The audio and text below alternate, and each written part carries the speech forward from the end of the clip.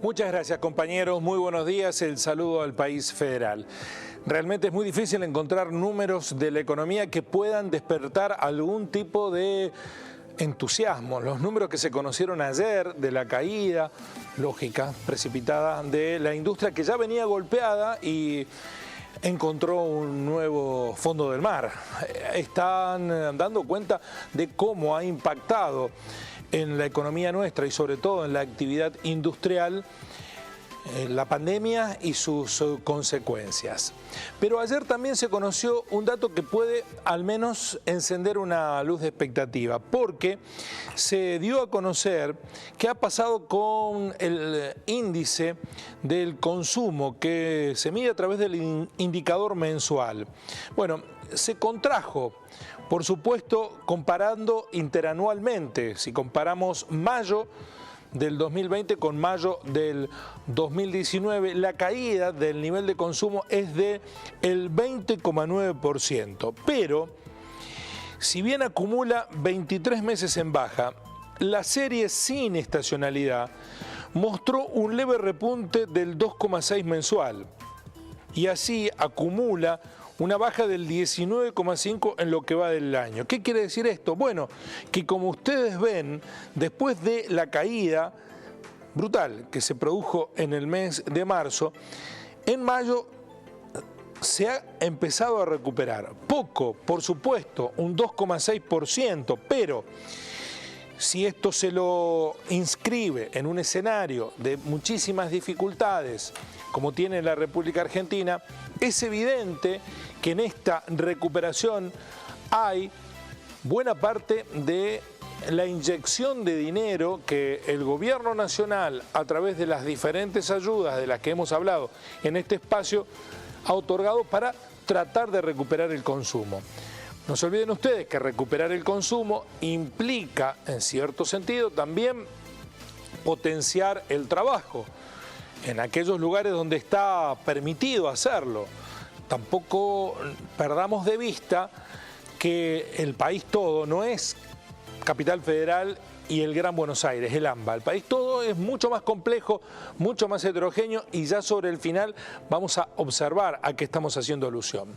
Por eso también nos sorprenden los datos que el Banco Mundial, con estadísticas de la OCDE, ofrece respecto de la corrección del porcentaje de caída de la economía en los diferentes países del mundo. Y vamos a ver dónde está la República Argentina. Miren, las proyecciones del PBI para el 2020. En enero, para Perú, se establecía un crecimiento del 3,2%. En junio se establece una caída del 12%. La diferencia, un 15,2%. España, la proyección que había antes de la pandemia, 1,6 de crecimiento. Bueno, la proyección en junio del 2020 es que su PBI iba a caer el 11%, es decir, una diferencia negativa del 12,6. Francia se preveía que creciera 1,2%. Ahora hay una proyección de una caída del 11%, una diferencia negativa del 12,2. En Italia se había proyectado un 0,4%.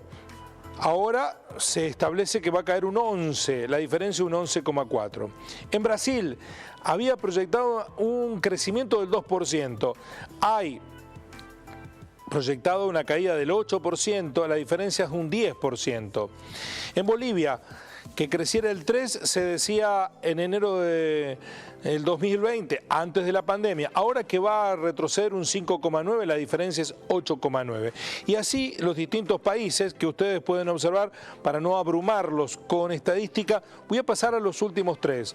Uruguay, había una proyección de crecimiento del 2,5%, ahora hay una proyección de retroceso del 3,7%, hay una diferencia del 6,2%. Pero miren Argentina, cuando comenzó el año, la proyección del Banco Mundial sobre la base de lo establecido por la Organización del Comercio, era que iba a retroceder su PBI un 1,3. Es decir, veníamos del arrastre de una situación muy complicada que dejó el gobierno anterior y era muy difícil que Argentina se recuperase en condiciones normales en un año.